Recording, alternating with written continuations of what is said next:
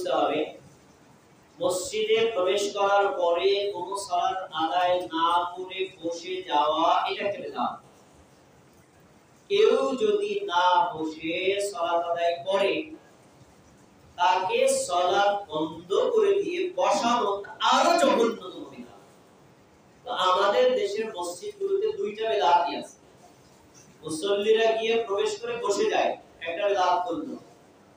কোন লোক যদি একটু সচেতন হয় যে রাসূল সাল্লাল্লাহু আলাইহি ওয়াসাল্লাম মসজিদে গিয়ে আগে সালাত আদায় করতে বলছেন, তারপরে করতে বলছেন, উনি সালাত আদায় করে, দেখা গেছে অনেক মসজিদে ইমাম এবং খতিব আছে বলে এই বসেন, সময় দেওয়া হবে, বসেন। তাহলে কি হয়, তাকে সুন্নাত পড়তে বাধা দিয়ে বসানো, এটা আরো জঘন্যতম বিদআত। কেন জঘন্যতম? কারণ এই কোন লোক যখন আপনি সালাত আদায় করছে তাকে সালাত বন্ধ করে দিয়ে বসায় দিলেন, রাসূল সাল্লাল্লাহু আলাইহি সাল্লামের হাদিসের স্পষ্ট বিরোধিতা করেন। আর এই কারণে আপনার ঈমান থাকবে কিনা তা প্রশ্ন। এজন্য এই দুইটি বিদআত থেকে আমাদের সবচেয়ে বেশি বিরত থাকতে হবে। মসজিদে গিয়ে কখনো বসা যাবে না, সালাত আদায় করে তারপরে বসতে হবে। এমনকি যদি খতিব সাহেব খুতবারত অবস্থায় থাকেন তারপরেও আগে সালাত তারপরে দলিলগুলো শুনুন। জাবের রাদিয়াল্লাহু আনহু বলেন, রাসূল সাল্লাল্লাহু আলাইহি ওয়াসাল্লাম একদিন জুমার দিন দাঁড়িয়ে খুতবা দিচ্ছেন।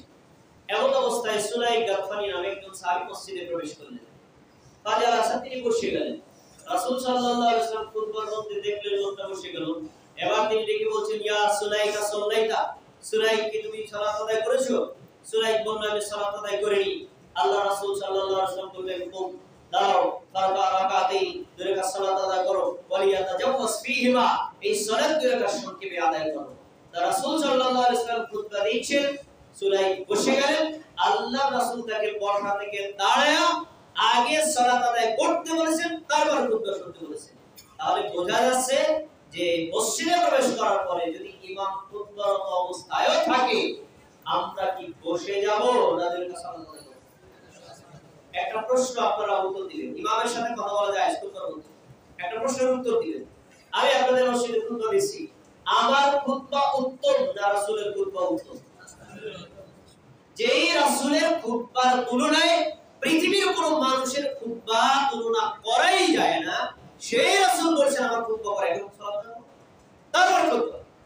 আর আমার দেশের ছোট বড় মৌলবীরা বলছে, ভাইয়া বসেন, এখন তো শুনে পরে আপনারা সালাতের সময় দাও। এই লোকটা হাদিসের কত বিরোধিতা করছে, এবার আপনি চিন্তা করেন। এরকম জঘন্য বেদাতকারী ইমামের পিছনে সালাত আপনি আদায় করছেন, আপনার মনে কি প্রশ্ন জাগে না যে আপনার সালাত হয় নাকি হয় না? এই ধরনের বিদআত থেকে আমাদের অবশ্যই বেরিয়ে আসতে হবে। এরপরে ৮ নম্বর বিদআত হলো খুতবার মধ্যে দোয়া না করা, ফরজ সালাতের পরে বিদআত করা। এখানে দুইটা বিদআত। আমাদের সমাজের মসজিদগুলোতে দেখা যায় ইমাম সাহেব হাতে নিয়েছেন একটা খুতবা, পড়ে পড়ে আপনাদেরকে শোনালেন। খুতবার মধ্যে কি বলছেন ইমাম নিজেও জানে না। এই খুতবার মধ্যে জাতির জন্য কোনো দোয়া নাই। অথচ রাসূল সাল্লাল্লাহু আলাইহি ওয়াসাল্লাম খুতবার মধ্যে দোয়া করেছেন, এটা একটা সুন্নাত। খুতবার মধ্যে দোয়া আমরা না করে ফরজ নামাজে সালাম ফিরে সব করতে বসাইলাম, এবার হাত তুলে দোয়া করছি, যারা আমারে হাদিয়া বেশি দিয়েছে ওর গোষ্ঠী সহ জান্নাতে পাঠাই দিয়েছে। এটা কোথায় আছে? ফরজ সালাতের পরে সম্মিলিত দোয়া আদায় করা বিদআত, আর খুতবার মধ্যে দোয়া না করাটা বিদআত। দেখেন হাদিস, রাসূল সাল্লাল্লাহু আলাইহি ওয়াসাল্লাম বলেন, সাহাবীরা শোনো, জুমার দিনে একটা বিশেষ সময় আসে, এই সময়ের মধ্যে আল্লাহর কাছে কেউ যদি দোয়া করে, মানুষের জন্য যদি এটা অকল্যাণকর দোয়া না হয়, আল্লাহ অবশ্যই ওই দোয়া কবুল করবেন। তখন রাসূল সাল্লাল্লাহু আলাইহি ওয়াসাল্লাম বলেছেন, সময়টা কখন জানো? ইমাম সাহেব মিম্বারের উপর বসেছেন, তারপরে মুয়াজ্জিন আযান দিলেন, এই যে টাইম শুরু হয়ে গেল। এখন ইমাম সাহেব গালে সালাম ফিরাইলেন, মুসল্লিদের কি আসসালামু আলাইকুম রাহমাতুল্লাহ, আসসালামু আলাইকুম রাহমাতুল্লাহ, টাইম শেষ হয়ে গেল। তাহলে দোয়া কবুলের সময়টা কখন? ইমাম খুতবা দিচ্ছেন তখন দোয়া কবুলের সময়, ইমাম সালাত আদায় করছেন তখন দোয়া কবুলের সময়। এজন্য দোয়া করতে হয় খুতবার মধ্যে, দোয়া করতে হয় সালাতের মধ্যে। আর আমরা দোয়া নিয়ে গেছি আমাদের কেমন বেদাতের মধ্যে আমরা লিপ্ত হয়েছি বলি। দোয়া খুতবার মধ্যে কবুল হয়, হাদিস আপনারা শুনছেন, এরকম কি মনে করায়? রাসূল সাল্লাল্লাহু আলাইহি ওয়াসাল্লাম খুতবা দিচ্ছেন, এমন অবস্থায় সাহাবী বলছেন, আল্লাহ রাসূল আমাদের চতুষ্পদ জন্তুগুলো পিপাসায় বিমর্ষিত হয়ে গেছে, আমরা তো না খাওয়া অবস্থা, আপনি আল্লাহর কাছে একটু দোয়া করেন, আল্লাহ যেন আমাদের পানি দান করেন। রাসূল সাল্লাল্লাহু আলাইহি ওয়াসাল্লাম খুতবার মধ্যে দিয়ে হাত তুলে দিলেন, তারপরে তিনি বললেন, আল্লাহ আপনি আমাদেরকে বৃষ্টি দান করেন। রাসূল সাল্লাল্লাহু আলাইহি ওয়াসাল্লাম হাত তুলেছেন, আমাদের রাসূল সাল্লাল্লাহু আলাইহি ওয়াসাল্লামের বহর পর্যন্ত আমরা দেখলাম, হাত তুলে দোয়া করলেন। তখন আল্লাহ রাসূলের এই সাহাবী বলছেন, যখন তিনি দোয়া করছেন আকাশে কোনো মেঘ ছিল না, দোয়া শেষ আকাশে মেঘ জমা হয়ে গেল, তাহলে নামাজ পড়ে মসজিদ থেকে বের হতে পারছি না, মুষলধারে বৃষ্টি পড়ছে, বলেন সুবহানাল্লাহ। তাহলে জুমার খুতবার মধ্যে দোয়া কবুল হয় নাকি হয় না? না, আমরা খুতবার মধ্যে দোয়া করি না, দোয়া করি কোন সময়? নামাজে। খুতবার মধ্যে পুরো জাতির জন্য দোয়া করতে হবে, কারণ এটা হলো দোয়া কবুলের একটা সময়। খুতবার মধ্যে যদি দোয়া না করে এটাও একটা বিদআত, ফরজ পরে যদি সম্মিলিত মোনাজাত করেন এটা আলাদা একটা বিদআত। এই বিদআতগুলো আমরা জুমার মসজিদে করি। এরপরে আসুন 9 নম্বর, খুতবা একটা গুরুত্বপূর্ণ বিষয়, এটা অপ্রস্তুতিমূলক অপরিকল্পিত খুতবা দেওয়া যাবে না।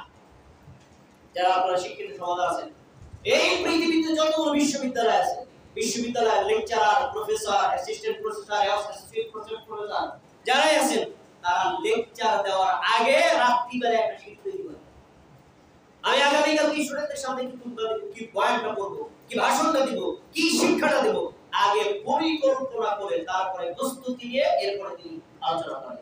ঠিক একইভাবে সারা পৃথিবীতে যতগুলো শায়েখ ওয়াল হাদিস আছেন, হাদিস পড়ার আগে তার আগে প্রস্তুতি নিয়ে রাখেন। কোনদিন যদি প্রস্তুতি না নেন, বলে বাবা আজকে প্রস্তুতি নিতে পারি নাই, আজকে পড়াবো না। তাহলে একজন প্রফেসর যদি এরকম দায়িত্বশীল কাজ করতে পারেন, একজন শায়েখ ওয়াল হাদিস যদি এরকম দায়িত্বশীল কাজ করতে পারেন, একজন মসজিদের খতিব একইভাবে দায়িত্বশীল। এখানে যদি 500 মুসল্লি উপস্থিত হয়, 500 মুসল্লির দায়িত্বশীল সে খুতবা দিবে, কি খুতবা দিবে নিজেও জানে না, কিভাবে খুতবা দিবে তাও জানে না, কোন ধরনের প্রস্তুতি নাই, এই প্রস্তুতিহীনভাবে খুতবা দেওয়া এটাও আলাদা একটা বিধান। আপনি মুসল্লিদেরকে দিন শিক্ষা দিবেন, ধর্ম শিক্ষা দিবেন, আপনি যদি আগে প্রস্তুত নিয়ে না আসেন, এই খুতবার দায়িত্ব নেওয়ার মতো আপনাকে অধিকার দিয়েছে। ধর্মকে একটা অবহেলিত বিষয় দেন, আপনি জাতিকে একটা বিষয় শিক্ষা দিবেন, তাতে আপনার কোনো প্রস্তুতি থাকবে না। এজন্য অবশ্যই পরিকল্পিতভাবে, প্রস্তুতিমূলকভাবে জাতির সাথে খুতবা পেশ করা এরা খতিবের দায়িত্ব। প্রিয় ভাইরা, এরপরে জুমার খুতবাকে বড় দায়িত্ব মনে না করা। আমাদের বিশেষ করে শহর অঞ্চলের একটু বিষয় ভিন্ন, গ্রামে যারা আছে, গ্রামের অধিকাংশ খতিব এই বিষয়ে সম্পূর্ণ অসচেতন, একেবারে সম্পূর্ণ অসচেতন। তাকে যদি জুমার খুতবা আগে জিজ্ঞেস করা, হুজুর আজকে কি বিষয়ে বয়ান করবেন, বলে আয়াত একটা নিয়ে তারপরে বয়ান করব। আয়াত একটা নিল, আর আরবি ভাষায় একটা প্রবাদ আছে, আল হাদিসু সুজুনিন, মানে কথা হলো ডালপালা বিশিষ্ট। আয়াত একটা নিলাম, এই আয়াত দিয়ে চতুর পাশে ঘুরিয়া একবার ভারত, একবার বাংলাদেশ, একবার পাকিস্তান ঘুরে মিলাই অত খুতবা আগে যে জানে না কি বলবে। এভাবে এই দায়িত্বগুলো পালন করা যাবে না। খতিবের মনে করা উচিত, আমার সামনে যদি 500 মুসল্লি থাকে, আমি যদি আধা ঘন্টা খুতবা দেই, 500 মুসল্লির 250 ঘন্টা সময় আমি নষ্ট করছি। এই 250 ঘন্টা যদি আমি তাকে কোরআন দিয়ে, হাদিস দিয়ে, সালাফদের বুঝ দিয়ে কোনো প্রস্তুতিমূলক দিন শিক্ষার খুতবা না দেই, কিয়ামতের দিন 250 ঘন্টা জবাব আমি একা খতিব আল্লাহর কাছে দিতে হবে। মানুষের সময় মূল্য নাই, মানুষের যতগুলো নিয়ামত আছে তার ভিতরে শ্রেষ্ঠ নিয়ামত হলো সময়। আমি এতগুলো মানুষের সময় নষ্ট করছি, কোরআনও বললাম না, হাদিসও বললাম না, ইসলামের কোনো বিষয় শিক্ষা দিতে পারলাম না, এই খুতবার মতো দায়িত্ব নেওয়ার মতো অধিকার আপনাকে দিল।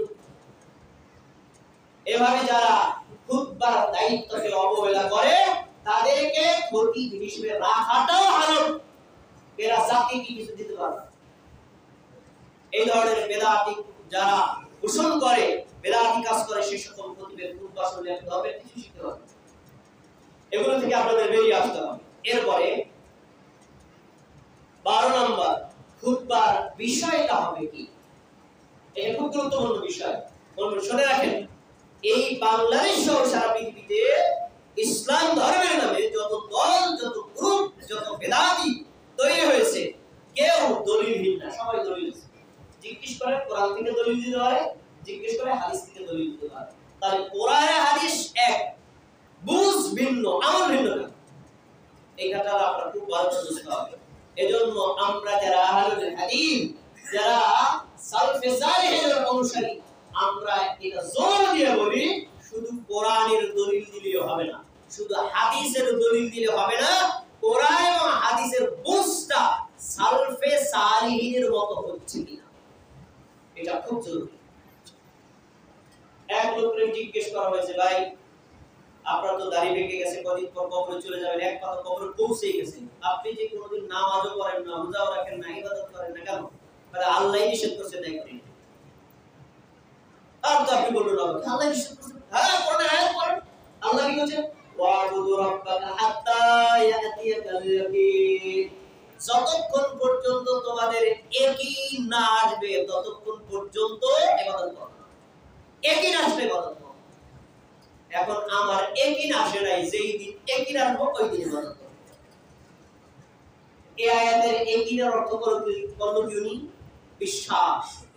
এই আয়াতের এই শব্দের অর্থ হচ্ছে বিশ্বাস। আর সালফে সালেহিন এই ইয়াকিনের শব্দের অর্থ হলো মৃত্যু। তোমাদের মৃত্যু আসার আগ পর্যন্ত ইবাদত করো। তাহলে আয়াত কি উনি ভুল বলেছে? না, বুঝটা বলেছে না মূল। এজন্য আমরা জোর দিয়ে বলি, কোরআনের আয়াত দিলে হবে না, হাদিস দিলে হবে না। কোরআনের আয়াত এবং হাদিস তুমি তোমার মন মতো বুঝতে হবে না। আল্লাহ রাসূলের সাহাবীরা কিভাবে বুঝেছেন, তাবিঈরা কিভাবে বুঝেছেন, সালফে সালেহিনরা কিভাবে বুঝেছেন, তাদের বুঝ অনুযায়ী তোমাকে বুঝতে হবে। এজন্য পৃথিবীতে যত খতিব আছে তাদের অবশ্যই খুতবার টপিকসের মূল থাকবে কোরআন হাদিস, আর কোরআন হাদিসের বুঝটা থাকবে সালফে সালেহিনের বুঝের মতো। ফাহমুস সালাফ, তাদের বুঝের বাইরে নিজের মন করা বুঝ দিয়ে কোনো খুতবা দেওয়া যাবে। এটা খতিবের একটা গুরুত্বপূর্ণ দায়িত্ব। তো কেউ যদি এই বুঝের বাইরে কোরআন ছাড়া খুতবা দেয়, হাদিস ছাড়া খুতবা দেয়, সালফে সালেহিনের বুঝের বাইরে খুতবা দেয়, এই খতিবের খুতবা শোনা হারাম। কারণ কোথা থেকে আপনি ভ্রান্তি তো ছাড়া কিছুই করেন। প্রিয় ভাইরা, 13 নম্বর, জুমার খুতবাকে আমরা অনেকে শোনা অবহেলা করি। এটাও একটা বিদআত। জুমার খুতবা মনোযোগের সাথে শোনা, আরবিতে শুধু শোনা অর্থে ব্যবহার হয় নাই, মনোযোগের সাথে শোনা শব্দের ব্যবহার হয়েছে। ইমাম যখন খুতবা দিবে তখন তোমরা মনোযোগ দিয়ে খুতবা শোনো। কিভাবে শুনবা? তোমার চোখ খতিবের দিকে থাকবে, তোমার কান খতিবের দিকে থাকবে, তোমার অন্তর খতিবের দিকে থাকবে, তোমার ব্রেন খতিবের দিকে থাকবে। কি তিনি কি বলছেন আমাকে বুঝতে হবে। এটা হলো খুতবা শোনা। এজন্য আরবিতে শব্দ দেওয়া হয়েছে ইয়াসতামিউনা যিকর। খুতবা শুনতে হবে গভীর মনোযোগ দিয়ে। এজন্য আমরা যারা খুতবা শোনাকে অবহেলা করি তারাও একটা বিদআতে লিপ্ত। দেখবেন আমাদের মসজিদে বা বিভিন্ন মসজিদে ঢুকলে, মসজিদে ঢোকার পরে আমরা একজনের সাথে আসসালামু আলাইকুম, কেমন আছেন ভাই? ভালো আছেন? হ্যাঁ, কোথা থেকে আসলেন? অনেকদিন পর দেখলাম। খুতবার অবস্থা এগুলো চলবে না। এগুলো করলে আপনি জুমার নেকি থেকে বঞ্চিত হবেন। তারপরে একজন এসে এসি সুইচ অফ করে অন করে, তারপরে ফ্যানের সুইচ অন করে অফ করে, বাতি সুইচ অন করে অফ করে, এবং আরেকজনের খুতবা শোনায় ব্যাঘাত করে। ভাই সাইতেন সামনে যাবে, একটু কাজ আছে। এই যে বিভিন্ন ভাবে কোন মুসল্লিকে আপনি বিরক্ত করে খুতবা শোনায় ব্যাঘাত ঘটাচ্ছেন আর নিজেও খুতবা শুনছেন না, খুতবা অবহেলা করছেন, এটাও একটা বিদআত। এটাও একটা বিদআত। এই বিদআতে লিপ্ত হওয়া যাবে না। যদি লিপ্ত হন আপনি জুমার দিনে জুমার নেকি থেকে বঞ্চিত হবেন। হাদিস শোনা সুনান আবু দাউদ 347 নম্বর হাদিস, রাসূল সাল্লাল্লাহু আলাইহি ওয়াসাল্লাম বলেন, যেই ব্যক্তি জুমার দিনে অনর্থক কথা বলে, অনর্থক কাজ করে, আর যে ব্যক্তি কোন মুসল্লির ঘাড় ভেঙে সামনে গমন করে, কালাত লাহু যুহরা, লোকটা আদায় করবে জুমার সালাত, নেকি পাবে জোহর সালাতে। খতিবের সাথে কথা বলা যায় আছে, আপনারা প্রশ্নের উত্তর দেন, জুমার দিনের নেকি বেশি না জোহরের দিনের নেকি বেশি? তো লোকটা আদায় করলো জুমার নামাজ, নেকি পেল কিসের? জোহরে। কমছে না বাড়ছে নাকি? কেন কমলো? কারণ সে খুতবায় নিজেও ঠিকমতো শুনে নাই আর মুসল্লিকে শুনতে দেয়নি। এই যে খুতবাকে অবহেলা করা, এটা জুমার দিনের সালাত ইবাদতের একটা বড় পার্ট হলো খুতবা। এই খুতবাকে কোনোভাবে অবহেলা করা যাবে না। আপনাকে খুতবা মনোযোগ দিয়ে শুনতে হবে।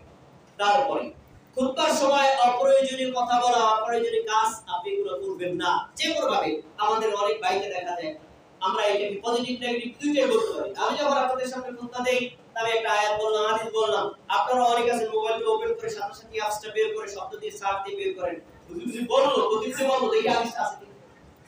এই যে আমি যা বলছি ঠিক না ভুল এটাকে আপনি তদন্ত করছেন, এই দিকটা ভালো, কিন্তু খুতবার মধ্যে তদন্ত করা যাবে না। তখন আপনাকে খুতবাই শুনতে হবে। আপনার আমার কথার উপর কোনো সন্দেহ থাকলে আপনি খুতবার পরে হাদিসের সাথে দেখেন, কিন্তু খুতবার মধ্যে যদি আপনি মোবাইল টেপেন, খুতবার মধ্যে যদি অনর্থক কোনো কাজ করেন, হাদিসের শব্দ আরো কঠিন। আরে তোমার সামনে একটা পাথর কুচি আছে, এই পাথরটা যদি এদিক থেকে এখানে সরায় দাও তাহলেও তুমি একটা অনর্থক কাজ করলে, তোমার জুমার দিনে জুমার নেকি ছুটে যাবে। তাই খুতবারত অবস্থায় পরস্পর কোনো কথা বলা যাবে না, অনর্থক কোনো কাজ করা যাবে না, নিজেও খুতবায় ব্যাঘাত ঘটানো যাবে না, আর লোককেও খুতবা শুনতে ব্যাঘাত ঘটানো আপনি অংশগ্রহণ করতে পারবেন। এগুলো বিদআতি কাজ। এই সকল কাজ থেকে প্রত্যেক মুসল্লিকে বেরিয়ে আসতে হবে। আর পর একটু আগে যেটা বলেছি, মসজিদে ঢুকে সালাত না পড়ে বসে যাওয়া, এইটা শুধুমাত্র জুমার সাথে খাস না, এনিটাইম। দেখেন হাদিস আবু কাতাদা রাদিয়াল্লাহু আনহু বলেন, রাসূল সাল্লাল্লাহু আলাইহি সাল্লাম মসজিদে মুসল্লিদের মাঝখানে বসেছিলেন। ফাদাখালতুল মাসজিদ, আমি মসজিদে ঢুকলাম, ঢোকার পরে দেখলাম রাসূল সাল্লাল্লাহু আলাইহি ওয়াসাল্লাম নিজে বসা, সাহাবীরা সবাই বসা, ফাজালাসতু, আমি বসে গেছি। রাসূল সাল্লাল্লাহু আলাইহি ওয়াসাল্লাম সাহাবীদের মাঝখান থেকে ডেকে আমাকে বললেন, আবু কাতাদা মা মানাকা আন তারকা রাকাতাইনি ক্বাবলা আন তাজলিসা, তুমি মসজিদে ঢুকলা, কোন নামাজ না পড়ে তুমি যে বসে গেলা, তোমাকে কে বসাই দিল? তোমাকে নামাজ পড়তে বাধা দিল কে? তখন আবু কাতাদা আমাদের দেশের হুজুরদের মতো যুক্তি দিচ্ছে। আমাদের দেশের হুজুররা যে যুক্তি দেয়, ভাই আমরা সবাই এখানে বসে কথা শুনতেছি, আপনি যদি ওখানে দাঁড়িয়ে নামাজ পড়েন মজলিসের আদবের খেলাফ হয় না? আপনি কি আদব কায়দা কিছুই জানেন না? তাহলে আপনি কেন নামাজটা বলছেন? বলবেন আমাদের দেশের হুজুরদের যুক্তি। আবু কাতাদা রাদিয়াল্লাহু আনহু বলেন, আল্লাহ রাসূল রাআইতুকা জালিসান, আমি দেখলাম আপনি বসে আছেন, ওয়ান নাসু জুলুসুন, এখানে যত সাহাবীরা আছে সবাই বসে আছে, এখন আমি যদি দাঁড়িয়ে নামাজ পড়ি তাহলে মজলিসের আদবের খেলাফ হবে, এজন্য আমি বসে গেছি। রাসূল সাল্লাল্লাহু আলাইহি ওয়াসাল্লাম তাকে বললেন, আবু কাতাদা শোনো, ইযা জাআ আহাদুকুমুল মাসজিদা, তোমাদের মধ্যে কেউ যখন মসজিদে আসে, ফালা তাজলিস হাত্তা রাকাতা রাকাতাইনি, সে যেন বসার আগে 2 রাকাত সালাত আদায় করে, সেজন্য 2 রাকাত সালাত আদায় না করে না বসে। তাহলে হাদিসে স্পষ্ট 24 ঘন্টা যে কোনো সময় মসজিদে ঢুকলে আপনি বসতে পারবেন না, আপনি বসতে চাইলে আগে 2 রাকাত সালাত আদায় করতে হবে। 2 রাকাত সালাত আদায় না করে দাঁড়িয়ে মসজিদে বসার পারমিশন 2 রাকাত সালাত। আপনি মসজিদে বসার জন্য আসেন, মসজিদ ইবাদতের জায়গা, সিজদার জায়গা, কমপক্ষে 4টা সিজদা না দিয়ে বসার পারমিশন ইমামেরও নাই, খতিবেরও নাই, মুয়াজ্জিনেরও নাই, খাদেমেরও নাই, কারো নেই। আগে 4টা সিজদা দাও, তারপর। তাহলে আপনি জুমার দিনের ইমাম যদি খুতবার অবস্থায় থাকে, তারপরেও মসজিদে ঢোকার পরে আগে 2 রাকাত সালাত আদায় করবেন, তারপরে বলবেন, এটাই সুন্নাত, এর বিরোধিতা করা হবে বিদআত। প্রিয় ভাইরা, এবার আসুন 16 নম্বর বিদআত, খুতবার সময় মসজিদের দান তোলা।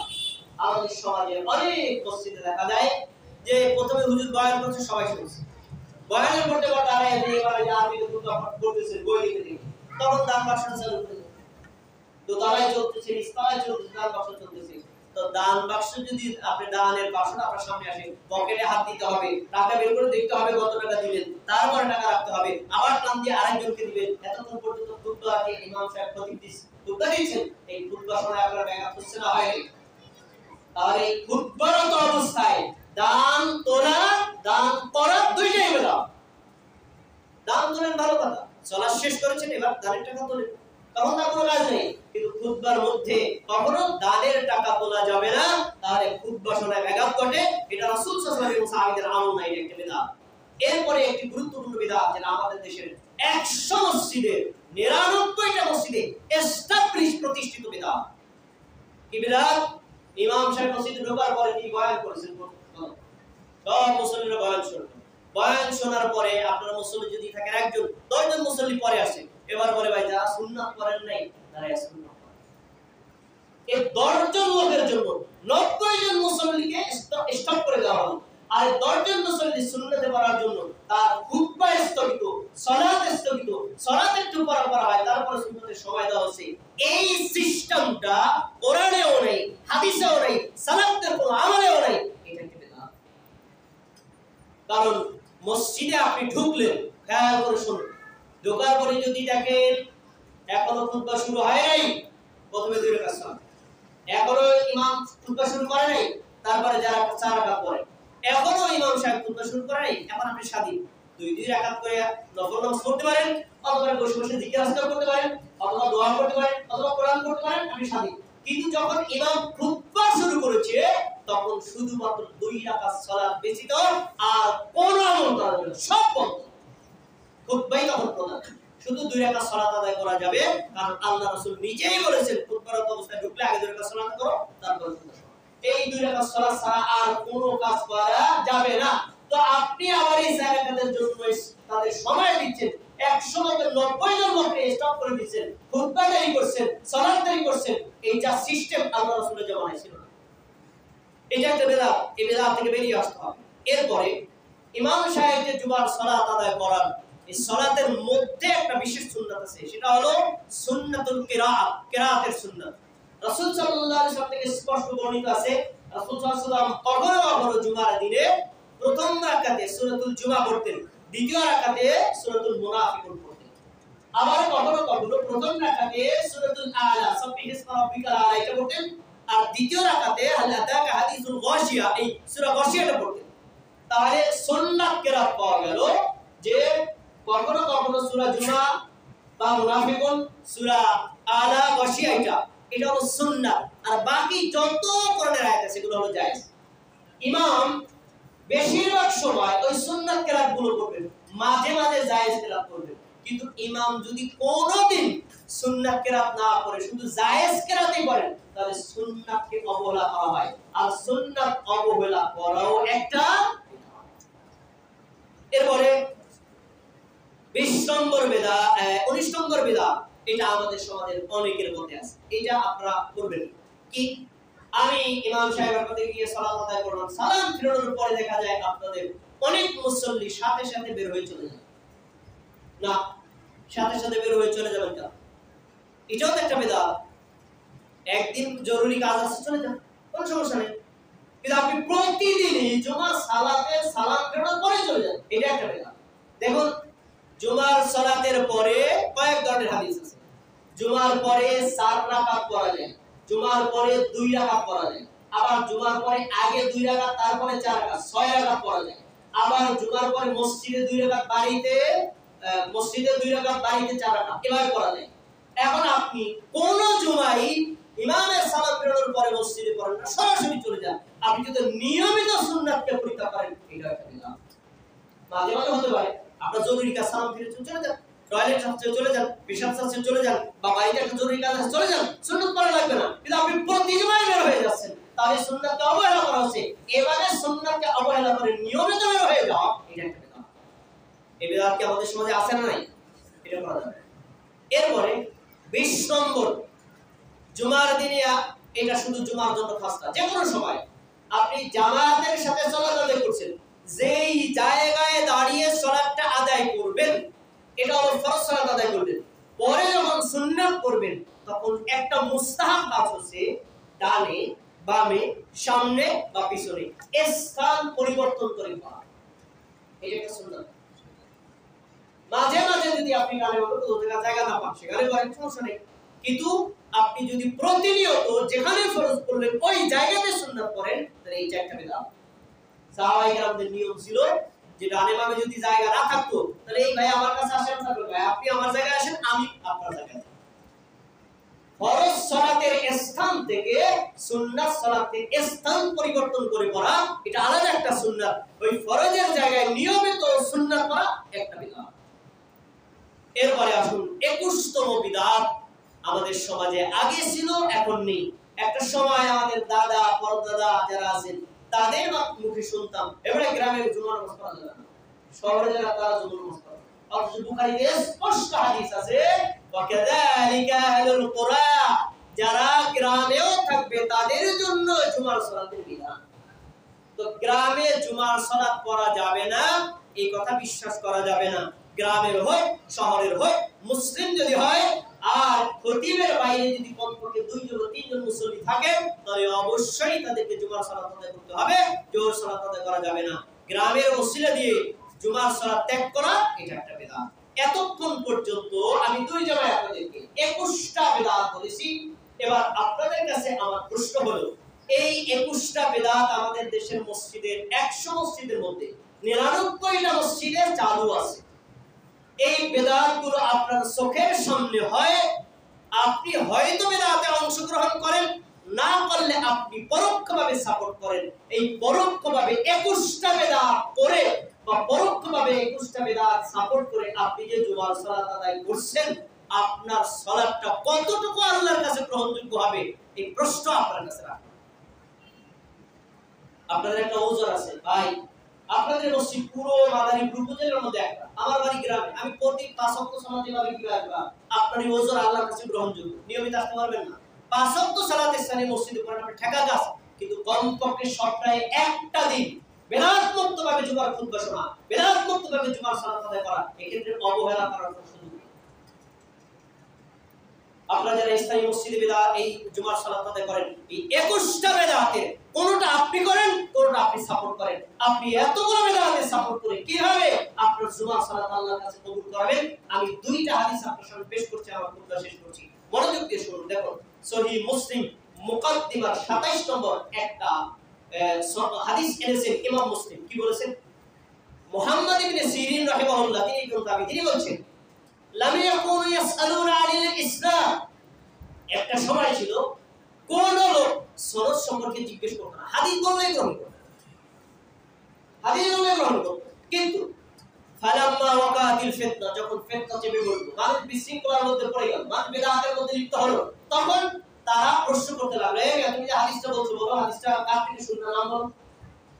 খেয়াল করে দেখেন পরে শব্দ কি, যদি তারা নাম বলতো, এই নামের তালিকা দেখতো, ফায়ানজুরু ইলা আহলি সুন্নতি ফায়ুখাযু হাদিসাহুম, যদি তারা দেখতো যে নামের তালিকা বলছে আমি অমুকের থেকে শুনেছি, অমুক কি সুন্নতি না বিদআতি, যদি সুন্নতি হতো তাহলে তারা হাদিস গ্রহণ করত, আর যদি বিদআতি হতো তাহলে ফালা ইউখাযু হাদিসাহুম, তারা হাদিস রিসিভ করা হতো।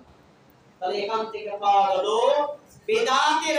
বিদআতি যিনি তার হাদিস শোনা হারাম, সুন্নতি যিনি তার হাদিস শোনা হারাম। এবার আপনার কাছে প্রশ্ন, ইমাম যখন খুতবা দেয় তখন কি 2-1টা হাদিস বলে নাকি বলে না? কথা বলে না, বলে নাকি বলে না? তাই ইমাম সাহেব আপনার চোখের সামনে 21টা বিদআত করলো, 21টা বিদআত করছে, তার হাদিস আপনি কিভাবে শুনবেন?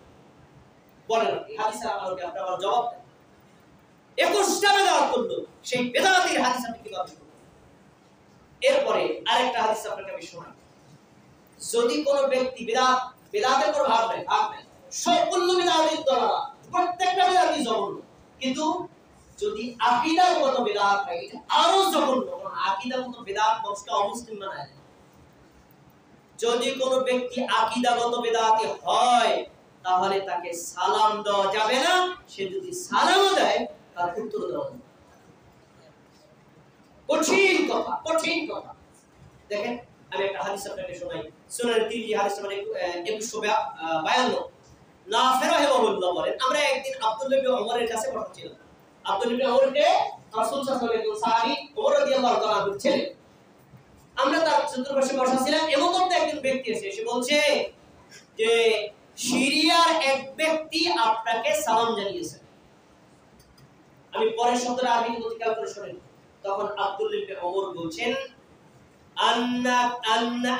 বালাগানি আন্নাহু আহদাতা বিদআতা, আমার কাছে সংবাদ পৌঁছেছে যেই লোকের পক্ষ থেকে তুমি আমাকে সালাম জানাইলা ওই লোকটা নাকি বিদআত করে। আমার কাছে এই সংবাদ পৌঁছেছে লোকটা বিদআতি। শোনো, যদি লোকটা সত্যি বিদআতি হয়, ফালা তাকরা আলাইহি মিন্নি সালাম, আমার পক্ষ থেকে তাকে তুমি সালামের জবাব দিবা না, আমার পক্ষ থেকে সালামের কোনো জবাব দিবা না। কেন?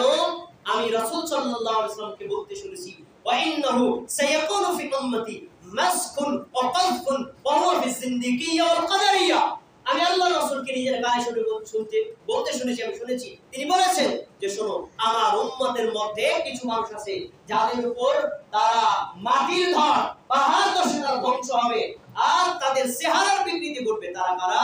যারা জিন্দিকিয়া, এক সময় মুসলিম ছিল পরে আবার অমুসলিম হয়ে গেছে, নাস্তিক। এই নাস্তিক আমার উম্মতের মধ্যে হবে, এদের উপর আল্লাহর গজব পতিত হবে। এরা হলো সেই লোক। আরেক শ্রেণীর লোক হলো যারা আহলুল কদারিয়া, যারা কদরকে অস্বীকার করে, তাকদীরকে অস্বীকার করে। তা আমি শুনেছি সিরিয়ার যার পক্ষ থেকে তুমি কথা বললা, লোকটা নাকি তাকদীরকে অস্বীকার করে। যদি তাকদীর অস্বীকার করে তাহলে আমার পক্ষ থেকে তার জন্য কোনো সালামের উত্তরই দেবে না, কারণ সে সালামের উত্তর পাওয়ার যোগ্য না। তাহলে হাদিসে স্পষ্ট পাওয়া যায় যে ব্যক্তি যদি বেদাতি হয় আর যদি আকীদাগত বেদাতি হয়, তার পিছনে সালাত তো দূরের কথা, তাকে সালামও দেওয়া যাবে না, সালামের উত্তর দেওয়া। এরপরেও আপনার এলাকার মসজিদের যিনি ইমাম খতিব, আপনি একটা বেদাতের পরিবর্তন করার চেষ্টা করেন না, কিন্তু মসজিদের সভাপতি হয়ে বসে আছেন, সেক্রেটারি হয়ে বসে আছেন, নিয়মিত জুমার সালাত আদায় করেন, এই বেদাতগুলোকে সাপোর্ট করেন। আপনি বেদাতের পরিবর্তনের চেষ্টা করেন না আর বেদাতগুলোকে বর্জন করেন না। 21টা বেদাত করে জুমার সালাত আল্লাহর কাছে কিভাবে কবুল করবেন, এই প্রশ্ন আপনার কাছে রেখে আমার খুতবা শেষ করছি। আল্লাহ রাব্বুল আলামিন আমাদেরকে, বিশেষ করে বাংলাদেশের প্রত্যেক খতিবকে এই বেদাতগুলোকে বর্জন করে সুন্নাত মোতাবেক আমল করার তৌফিক দান করুন।